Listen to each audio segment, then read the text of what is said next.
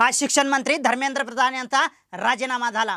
गल्लीपासून दिल्लीपर्यंत एकच चर्चा होती, शिक्षण मंत्री धर्मेंद्र प्रधान तुमच्या कालखंडात जर पेपर फुटत असतील तर तुम्ही त्या खुर्चीवर बसायचं नाही, तुम्ही राजीनामा द्या। आणि अखेर 1.5 महिन्यानंतर या शब्दाला या जनरेशन झेड यांचे जे विचार होते आणि आज त्यांनी तो राजीनामा दिलेला आहे। जनरेशन झेड लक्षात घ्या, केंद्रीय मंत्र्यांना सुद्धा पंतप्रधानांनी सांगितलेलं आहे की आपले जे काम रोज तुम्ही करताय, काय करताय ते सोशल मीडियावर टाका, इंस्टाग्राम उघडा आणि तुमच्या अकाउंटवर ते डेलीचे कामकाज कुठपर्यंत आलंय, काय आलंय, बऱ्याच गोष्टी सांगितलेल्या आहेत। ही ताकद आहे सोशल मीडियाची, ही ताकद आहे जनरेशन झेडची।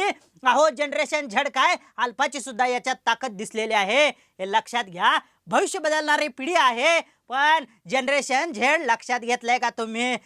राजीनामा झाला, सगळं झालं, पण शिक्षण पद्धती जुनीच आहे, याच्यावर आपल्याला काम करणं गरजेचं आहे। कारण सरकारपासून ते सर्वसामान्य माणसापर्यंत आता सर्वांच्या हातात सोशल मीडियाची ताकद आहे, पण पुस्तकात काय आहे?